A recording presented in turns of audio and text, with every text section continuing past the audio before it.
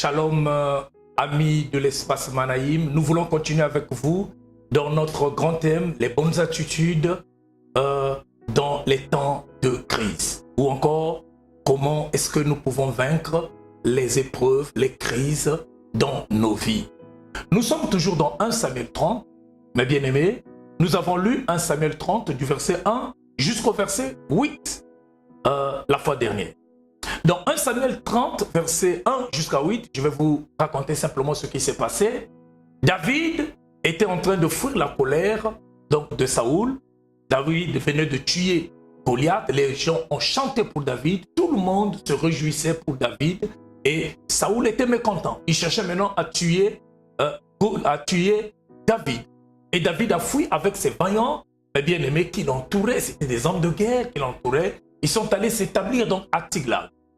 Arrivé à Tiglag, un bon matin, David demande à ses vaillants hommes de l'accompagner dans les balades. Ils sont allés dans les balades et derrière eux, la Bible parle que les Amalécites sont arrivés, ils ont tout détruit, ils ont tout ravagé. Ils ont emporté leurs femmes, leurs enfants, leurs biens, ils ont détruit toute la ville. Mais bien aimés, ils traversaient des temps difficiles. Ils ont commencé à pleurer. David et ses hommes ont pleuré. La Bible dit au verset 3, ils ont pleuré jusqu'à ceux qui n'avaient plus de force de pleurer. Et au verset 6, la Bible dit, les hommes de David parlaient même maintenant de le lapider. Tout le monde l'a rejeté. David donc était resté seul.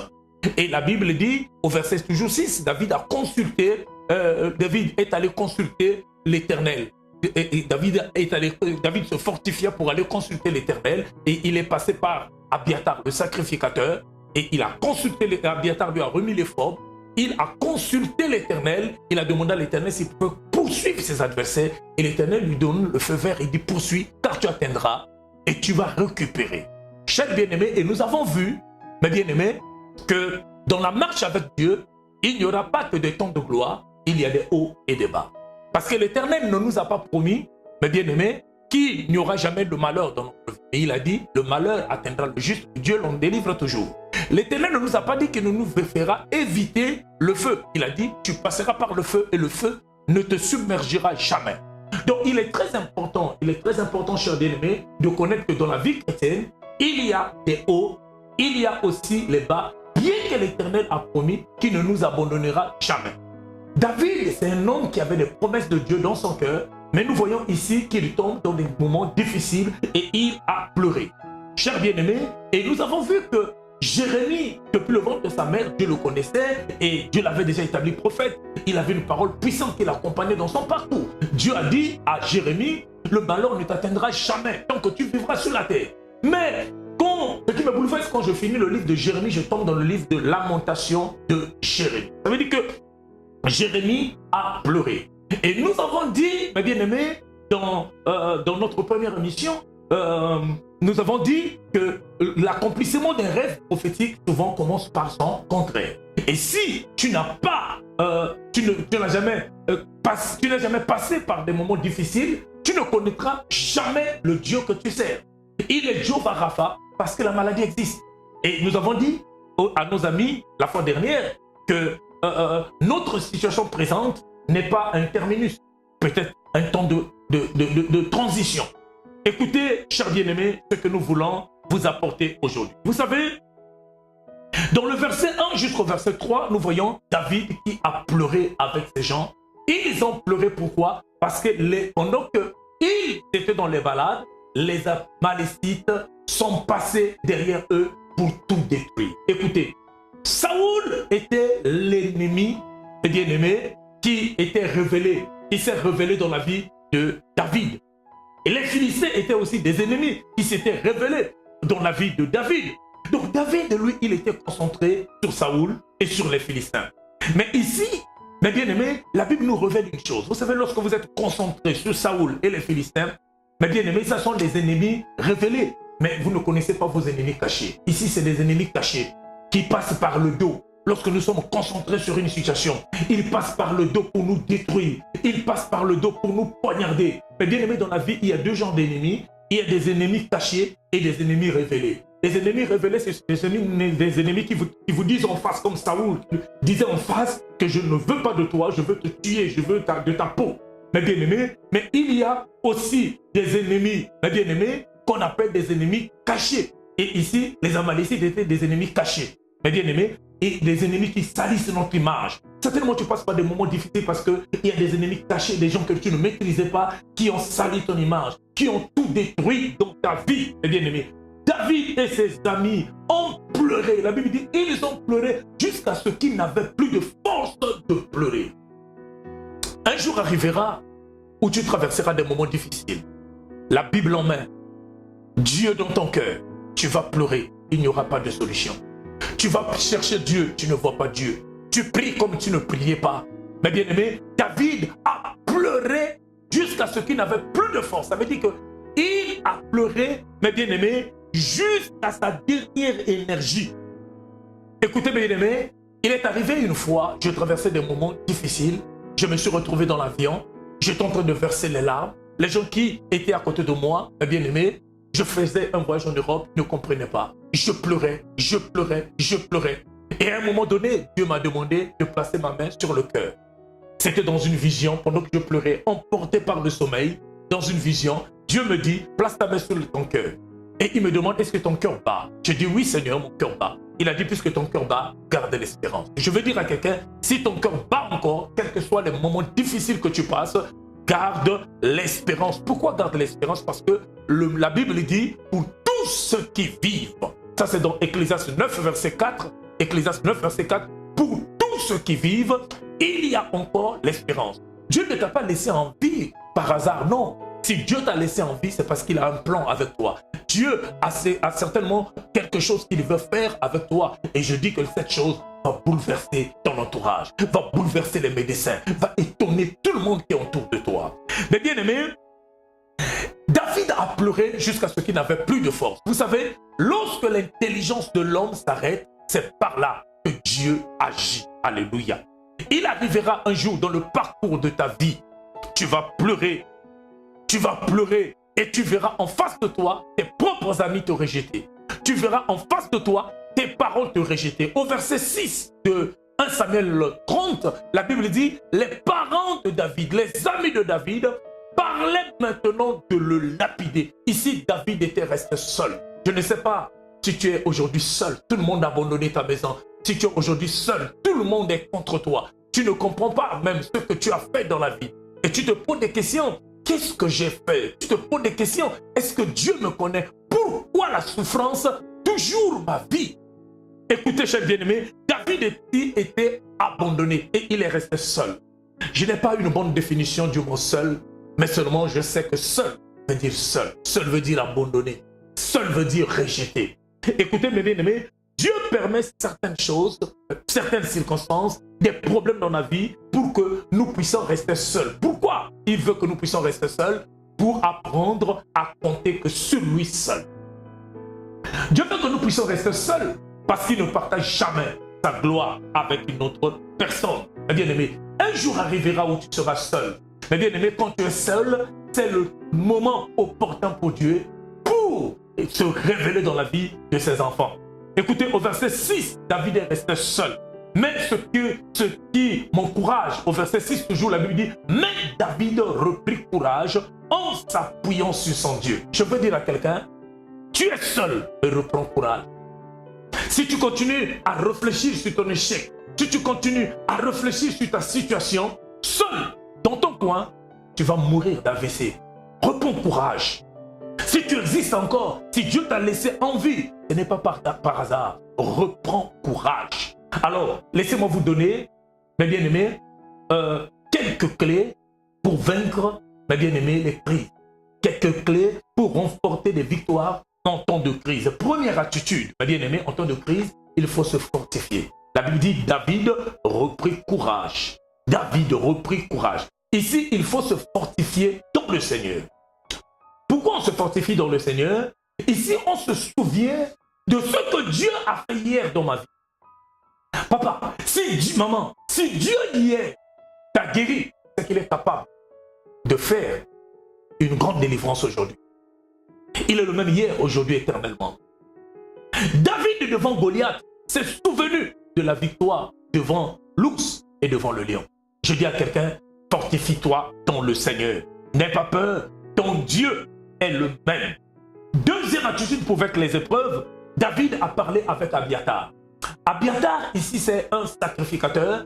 Abiathar, c'est l'homme de Dieu. Vous savez, dans le temps de crise, la Bible dit le fer aiguise le fer. Ces hommes de Dieu que Dieu a placés sur notre chemin, dans notre église, ce sont des hommes qui sont passés par des moments difficiles. Ce sont des canaux de bénédiction. Ce sont des hommes que Dieu utilise leur bouche. Mais bien aimé, les paroles de leur bouche, je voulais dire, pour nous introduire dans notre destinée de gloire. Mais bien aimé, David a consulté Abiathar. Mais bien aimé, en temps de crise, parle avec quelqu'un qui est déjà passé par des moments difficiles. Et tu verras, tu seras fortifié. Troisième clé, quand tu passes par des moments difficiles, troisième clé, cherche la volonté de Dieu. Et la Bible dit au verset 8, David consulta l'Éternel. Il a interrogé Dieu. Il a dit, Dieu, est-ce que je peux continuer à poursuivre? Est-ce que je peux poursuivre mes adversaires? David a consulté Dieu. Et Dieu a donné à David un feu vert. Il dit, maintenant, tu peux poursuivre. Et écoutez mes bien-aimés, en temps de crise, vous savez, la chair s'exprime. La chair te dit, si tu continues comme ça, tu vas mourir. Si tu continues comme ça, regarde, tu seras humilié. En temps de crise, la chair te dit, tu peux te suicider. Quelle honte!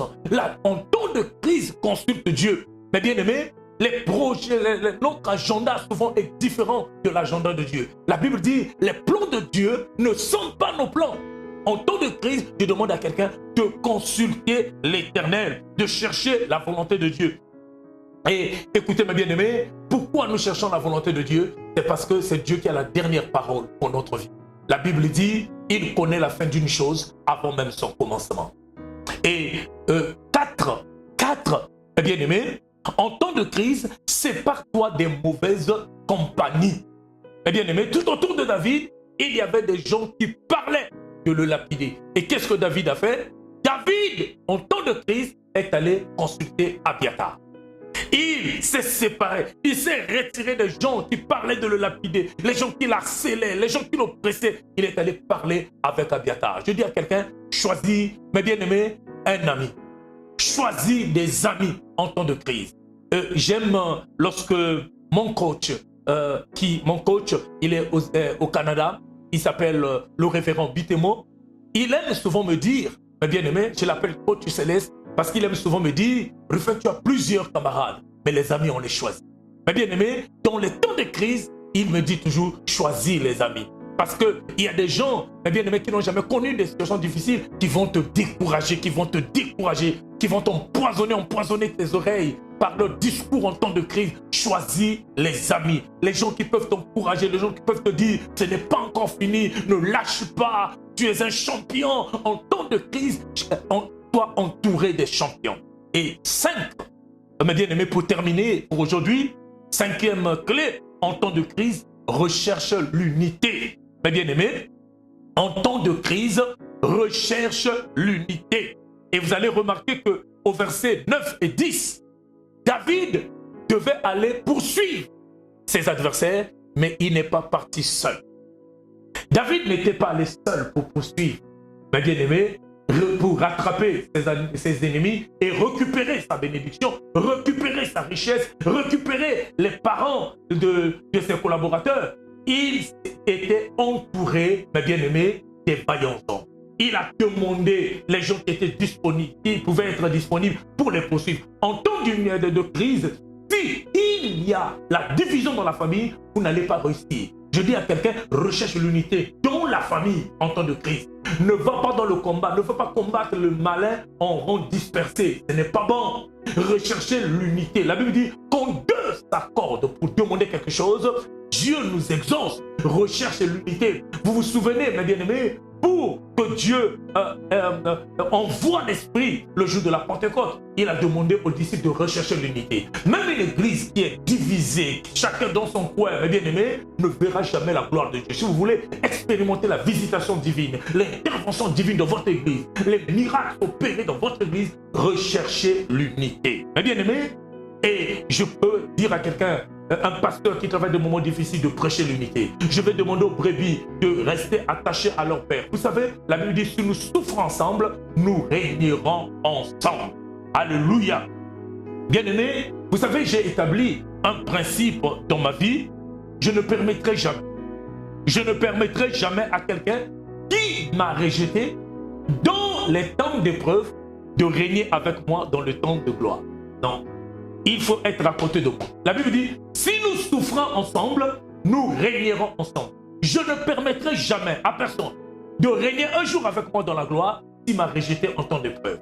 Mais bien aimé, c'était dans les habitudes de Jésus. Vous vous souvenez à la croix, celui qui l'avait rejeté à gauche, commençait à dire à Jésus, si tu étais fils de Dieu, pourquoi tu es venu souffrir avec nous à la croix? Pourquoi tu souffres?